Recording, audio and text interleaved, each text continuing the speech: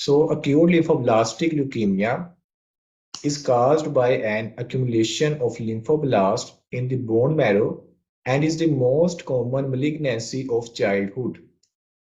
ये जो सारी बातें लिखी हुई हैं ये इंपॉर्टेंट है आपके लिए। सो एएलएल में वो कह रहा है कि बोन मैरो के अंदर जो है लिम्फोब्लास्ट की जो है अक्यूमुलेशन हो जाती है। जिस तरीके से एएमएल के अंदर माइलोब्लास्ट की जो अक्यूमुलेशन हो रही थी बोन मैरो के अंदर, इसी तरीके से जो है एएलएल के अंदर भी ब्लास्ट की जो है अक्यूमुलेशन होती है, लेकिन इसमें जो है ब्लास्ट जो होते हैं वो होते हैं लिम्फोब्लास्ट। सो लिम्फोब्लास्ट की जो मैंने कैरेक्टरिस्टिक्स भी आप लोगों को सारी बताई थी, उम्मीद है आप लोगों को याद होंगी। स्टेनिंग रिएक्शन किस तरीके से होते हैं, उनका साइज एंड शेप क्या होता है। और दूसरा ये है कि इसमें आप लोगों के पास इसका इंसिडेंस जो है वो चिल्ड्रन में जो है ये ज्यादा मलिग्नेंसी पाई जाती है। वो जो एएमएल था वो हमने देखा था कि कहते अडल्ट में पाई जाती थी या 40 ईयर्स के राउंड अबाउट, और मीडियन एज जो मैंने आप लोगों को बताई थी, मैं बताई थी 65 ईयर्स। चाइल्डहुड में एएमएल कम होता है। चाइल्डहुड में जो कॉमन है हमारे पास वो है एएलएल। एएलएल चाइल्डहुड में भी होता है और अडल्ट में भी होता है, दोनों में होता है, लेकिन जो चाइल्डहुड के हवाले से इंपॉर्टेंट है वो एएलएल है। सो आपको एग्जाम के अंदर जब सिनेरियो आएगा तो आप लोगों ने जब एज को देखेंगे तो चाइल्डहुड का अगर जिक्र होगा तो आपको वहां से क्लू मिल जाएगा कि इसमें एएमएल के चांसेस कम हैं, इसमें एएलएल के जो चांसेस है वो ज्यादा हैं। तो इस तरीके से आप लोगों को जो है सिनेरियो के अंदर क्लू मिल जाएगा। सिनेरियो के अंदर क्लू किसी भी तरीके से दे सकता है आप लोगों को। वो जेंडर के हवाले से आप लोगों को बता सकता है, उसकी एज के हवाले से बता सकता है, क्लिनिकल फीचर के हवाले से क्लू देता है, और डायग्नोसिस जो है उसकी जो लैब फाइंडिंग्स आती हैं वहां से भी आप लोगों को क्लू मिल जाता है। तो जितने ज्यादा आप चीजें अच्छी तरीके से करेंगे, उसकी इंसिडेंस को अच्छे तरीके से करेंगे, उसमें जो है क्लिनिकल फीचर आपको अच्छी तरीके से याद होंगे, लैब डायग्नोसिस याद होगा, तो आप इजीली जो है सिनेरियो जो है आप उसमें जो आंसर आप लोग को इजीली मिल जाता है। सो एएलएल जो है इसमें एक्यूमुलेशन ऑफ लिम्फोब्लास्ट है इन द बोन मैरो, और चाइल्डहुड का ये मोस्ट कॉमन malignancy है। इसके बाद वो कह रहा है कि इसमें एज ग्रुप क्या आ जाता है। The incidence of ALL is highest at the 3 to 7 years of age, with 75% of cases occurring before the age of 6। कि 3 से 7 साल के दरमियान इसका इंसिडेंस जो एएलएल का सबसे ज्यादा होता है, जबकि 75% जो केसेस होते हैं वो 6 साल की उम्र से पहले पता चल जाता है आपको। There is a secondary rise after the age of 40 years. अब इसमें ये है कि एक तो राइज होता है इस एज ग्रुप में कि चाइल्डहुड में बिल्कुल जब होता है, दूसरा इसका जो राइज होता है ना वो होता है आफ्टर 40 ईयर्स। आफ्टर 40 ईयर्स जो एएलएल के चांसेस हैं वो दोबारा इंक्रीज कर जाते हैं। इस एज के दरमियान 40 के दरमियान कह लें कि 7 के दरमियान इतना नहीं होता रिस्क, लेकिन 40 ईयर्स पर जाके अगेन इसका जो रिस्क होता है वो हाई हो जाता है, जिससे आप कहते हैं सेकेंडरी राइज आप लोगों के पास हो गया। 85% of cases are of B cell lineage and have an equal sex incidence. There is a male predominance for the 15% of T cell ALL. सो उसमें कह रहा है कि आपके पास जो 85% ऑफ केसेस हैं वो बी सेल लीनिएज के जो है वो रिलेटेड हैं, उसमें जो सेक्स जो इंसिडेंस है वो सेम होती है ऑलमोस्ट, जबकि जो टी एल एल है वो आप लोगों के पास जो है उसमें मेल प्रीडोमिनेंस पाई जाती है 15% of the T cell A L L के अंदर। सो ये एज के हवाले से है। नेक्स्ट अगर हम देखें तो इसमें क्लासिफिकेशन आ जाती है। अच्छा, क्लासिफिकेशन के हवाले से ये है कि एएलएल की क्लासिफिकेशन इतनी इंपॉर्टेंट नहीं है जितनी एएमएल की थी, लेकिन फिर भी आप लोगों ने जो एएलएल की क्लासिफिकेशन से याद तो करना ही है। अब इसमें क्लासिफिकेशन है ना, अगर आपके पास जो है बुक का एडिशन पुराना है तो उसमें जो क्लासिफिकेशन है कुछ इस तरीके से होगी, और अगर आप लोगों के पास लेटेस्ट एडिशन है तो उसमें चेंजिंग होगी, क्योंकि ये जो पुराने एडिशन में क्लासिफिकेशन है ना ये 2008 की लिखी हुई है, और मेरे पास फिजिकल जो बुक अवेलेबल है उसमें जो क्लासिफिकेशन वो 2016 की लिखी हुई है। तो मैंने आप लोगों को बताया था कि क्लासिफिकेशन जो हम होती है, अब करंटली जो है हम WHO क्लासिफिकेशन को यूज करते हैं, वर्ल्ड हेल्थ ऑर्गेनाइजेशन। फैब एक पुरानी क्लासिफिकेशन है। फैब क्लासिफिकेशन एएलएल की भी होती है, लेकिन जो ज्यादा क्लासिफिकेशन इंपॉर्टेंट है वो मैंने आप लोगों को एएमएल में बता दी थी। एएमएल की चीजें जो थी वो ज्यादा इंपॉर्टेंट थी। एएलएल के हवाले से ये है कि 2008 अगर आपके पास पुराना एडिशन उसमें ये लिखी होगी, जो 2016 है उसमें कुछ चीजें जो है एडिशनल है। सो फर्स्ट मैं यहाँ से रीड कर देता हूँ, और अगर कोई एक्स्ट्रा चीज है तो वो आप लोग जो है 2016 से भी उसे वेरीफाई कर सकते हैं। मिलती जुलती हैं, सिर्फ थोड़ा सा फर्क होगा इसमें। अच्छा, तो क्लासिफिकेशन में ये है कि ALL जो होगा वो उसमें जो है B सेल ALL आ जाता है और T सेल ALL आ जाता है। AML में तो सिंपल आप लोगों के पास चीज थी, वहां पर ये डिवीजन आप लोगों के पास नहीं थी। लेकिन क्योंकि ये लिम्फोब्लास्टिक ल्यूकीमिया है तो इसमें जो लिम्फोसाइट्स हैं वो इफेक्टेड हैं। अब लिम्फोसाइट्स जो होते हैं वो दो तरह के होते हैं, एक हमारे पास बी लिम्फोसाइट्स होते हैं और दूसरे हमारे पास टी लिम्फोसाइट्स होते हैं। अब जो malignancy है वो बी सेल्स की भी हो सकती है, वो टी सेल्स की भी हो सकती है। सो इसलिए हमने जो है उसकी डिवीजन की हुई है। फर्स्ट जो है ना, हम देख लेते हैं बी सेल ALL को, जो कि ज्यादा कॉमनली आप लोगों के पास देखने को मिलेगा। So B acute lymphoblastic leukemia with recurrent genetic abnormalities। इसमें कौन सी जेनेटिक एबनॉर्मेलिटीज इंपॉर्टेंट आ जाती हैं? इसमें हमारे पास इंपॉर्टेंट आ जाती है ट्रांसलोकेशन 1221, ट्रांसलोकेशन 922, इसके अलावा ट्रांसलोकेशन 11q23। जो है ना 922, इसे आप यहाँ पे एक लिहाज से ना भूल जाएं, क्योंकि जो 922 है ये आप लोगों के पास ट्रांसलोकेशन होती है CML के अंदर।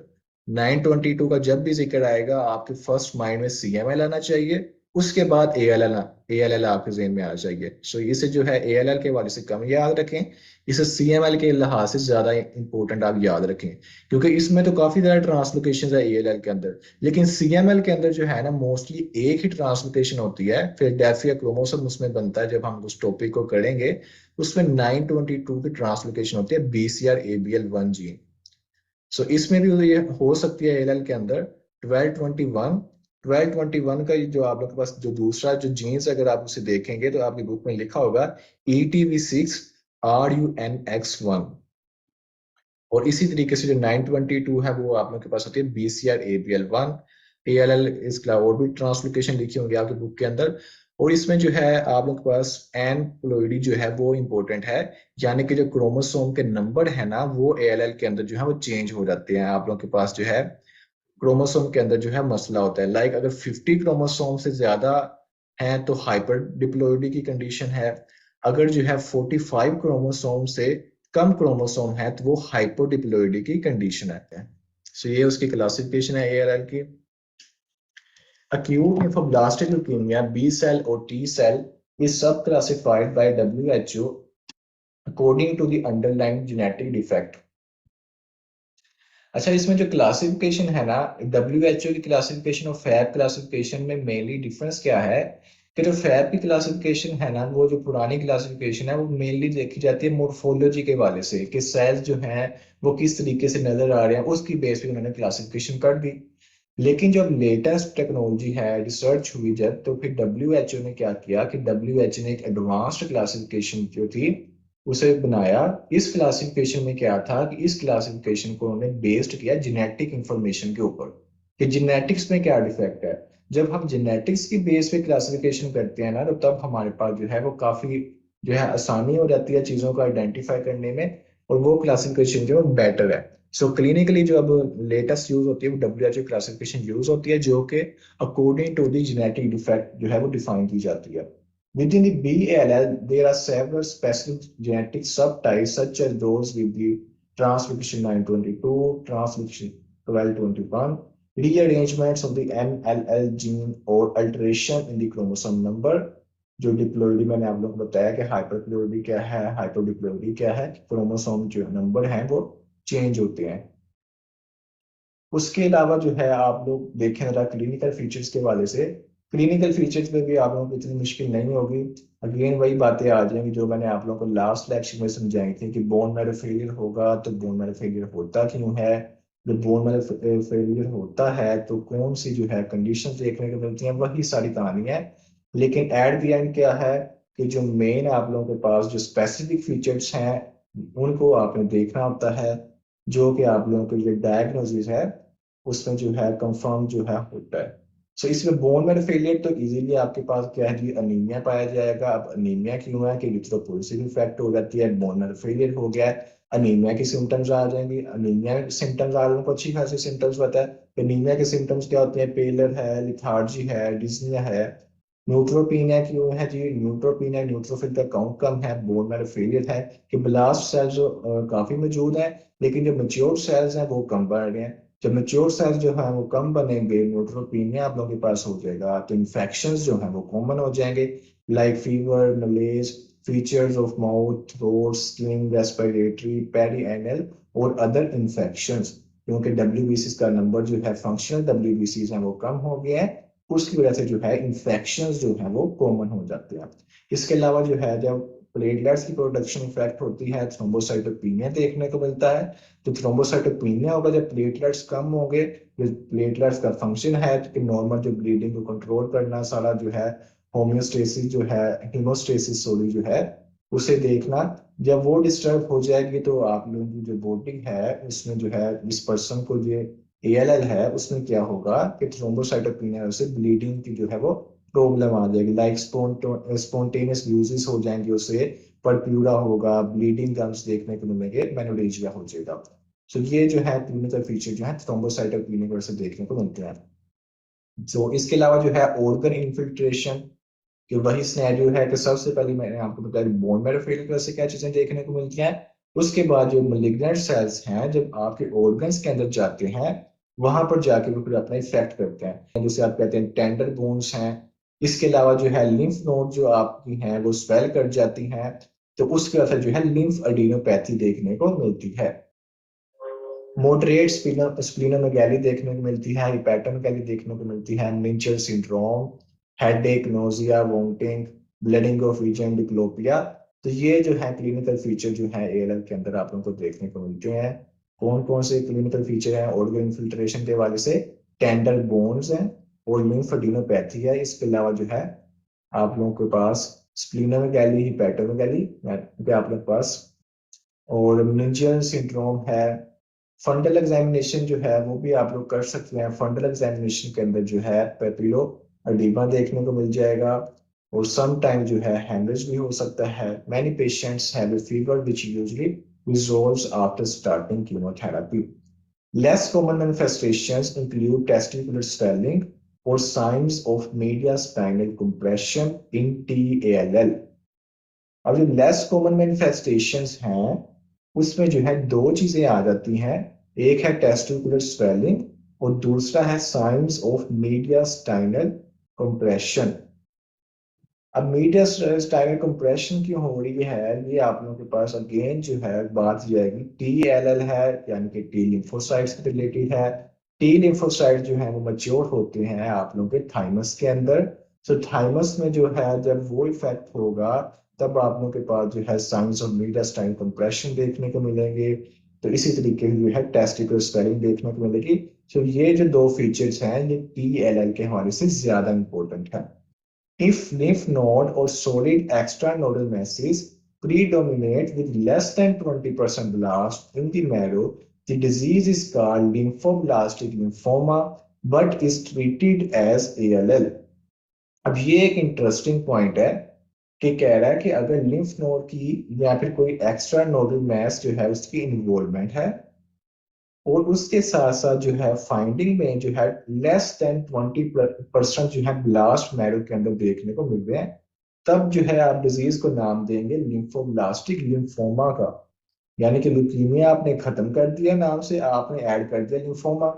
अब लिम्फोमा ऐड करने की वजह क्या है? वजह ये है कि उसमें जो है लिम्फ नोड और जो सोलिड एक्स्ट्रा नोडल मैसेज है उनकी इन्वॉल्वमेंट ज्यादा हो गई है, और जो बोन मैरो की इन्वॉल्वमेंट है वो कम हो गई है। सो मैंने बताया था कि लिम्फोमा के जो है आप लोग किस तरीके से जब एक चीज होती है उसे लिम्फोमा कहते हैं। सो ये चीज जो है लिम्फोमा की तरफ जा रही है। लेकिन इंटरेस्टिंगली उसका जो ट्रीटमेंट है वो आप लोग एएलएल जैसा ही करते हैं, कि जो उसका ट्रीटमेंट है वो ल्यूकीमिया जैसा करते हैं, लेकिन उसका जो नाम है आप लोग उसे देते हैं लिम्फोब्लास्टिक लिम्फोमा का। तो ये एक इम्पोर्टेंट पॉइंट है।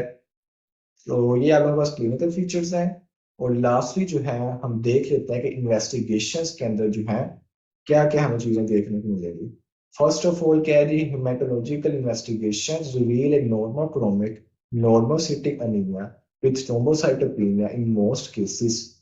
सो क्लिनिकल फीचर पे भी बात हो चुकी है कि अनीमिया देखने को मिलता है तो एचबी कम होगी, जाहिर सी बात है कि उसके जो फीचर्स हैं वो भी आप लोगों को देखने को मिलते हैं। थ्रोम्बोसाइटोपेनिया देखने को मिलेगा। टोटल वाइट सेल काउंट, ये जो है आप लोगों के पास टीएलसी जो है वो डिक्रीज भी हो सकती है। नॉर्मल भी हो सकती है, इंक्रीज भी हो सकती है, यानी कि कुछ भी हो सकता है टीएलसी के हवाले से। डिक्रीज भी हो सकती है, नॉर्मल भी हो सकती है, इंक्रीज भी हो सकती है। अगर इंक्रीज होने पे आए तो 200 × 10⁹ पर लीटर तक चली जाती है। अब नॉर्मल जो टीएलसी है वो आप लोगों को पता है 4 to 11 होती है। सो इसे जरा कंपेयर करें 4 to 11 के साथ कि कितनी ज्यादा जो है वो रेज्ड हो सकती है अगर वो इंक्रीज होती है। अदरवाइज जो है डिक्रीज भी हो सकती है, नॉर्मल भी हो सकती है। लेकिन अगर इंक्रीज होती है तो इंक्रीज जब होगी तो 200 के डाउनवर्ड में चली जाती है। नॉर्मल 4 to 11 है। The blood film typically shows a variable number of blast cells. The bone marrow is hypercellular with greater than 20% leukemic blast. जो ब्लड फिल्म है उसके अंदर भी आप लोगों को ब्लास्ट सेल देखने को मिल सकते हैं। और जो बोन मैरो है वो हाइपर सेलर होगा। और इसमें जो ब्लास्ट हैं वो ग्रेटर देन 20% पाए जाएंगे। और कौन से ब्लास्ट होंगे आप लोगों के पास? लिम्फोब्लास्ट देखने को मिलेंगे। बायोकेमिकल टेस्टिंग की बात करें तो बायोकेमिकल टेस्टिंग में जो है आप लोगों को जो यूरिक एसिड है उसका जो लेवल है इंक्रीज मिलता है। इसके अलावा जो है सीरम लैक्टेट डिहाइड्रोजनेज जो है एलडीएच के लेवल है वो इंक्रीज देखने को मिलता है। और लेस कॉमनली जो है कैल्शियम लेवल भी इंक्रीज हो सकता है जिसे आप कहेंगे हाइपर कैल्सीमिया। सो बायोकेमिकल टेस्ट को भी याद रखें। बायोकेमिकल टेस्टिंग में क्या है? Serum uric acid level increase है, एलडीएच का लेवल इंक्रीज है। इसके अलावा जो है हाइपर कैल्सीमिया देखने को मिल सकता है। Liver and renal function tests are performed as a baseline before the treatment begins. Radiography may reveal lytic bone lesions and a mediastinal mass caused by the enlargement of the thymus or mediastinal lymph nodes characteristic of the TALL. अब radiography के अंदर जो है हमें lytic bone lesions देखने को मिलती हैं। कि रेडियोग्राफी में जो है लिटिक बोन लीजन्स देखने को मिलती हैं। इसके अलावा मीडिया स्टाइनल मैश मैंने आप लोगों को बता दिया है कि जो है थाइमस की जो है आप लोग के पास जब इन्वॉल्वमेंट होगी तो थाइमस जो है इनलार्ज कर जाता है, स्पेशली जो है TLL के हवाले से। Cytogenetics and molecular genetics. Hyperdiploid cells have more than 50 chromosomes and generally have a good prognosis, whereas hypodiploid cases carry a poor prognosis. कि हाइपरडिप्लॉइड सेल्स हैं यानी कि 50 क्रोमोसोम से ज्यादा जो होंगे उनका जो प्रोग्नोसिस है यानी कि आप देखते हैं कि उनका ट्रीटमेंट कितने अच्छी तरीके से किया जा सकता है कि उनका जो क्योरेबल कितनी चीज है तो उनका जो प्रोग्नोसिस है वो गुड होता है कि उनका ट्रीटमेंट जो है ज्यादा अच्छे तरीके से हो सकता है। लेकिन जो हाइपोडिप्लॉइड केसेस हैं जिसमें 44 क्रोमोसोम्स या 45 क्रोमोसोम्स जो लेस होती है आप लोगों के पास चीज, उसका जो प्रोग्नोसिस होता है वो आप लोगों के पास पुअर प्रोग्नोसिस पाया जाता है।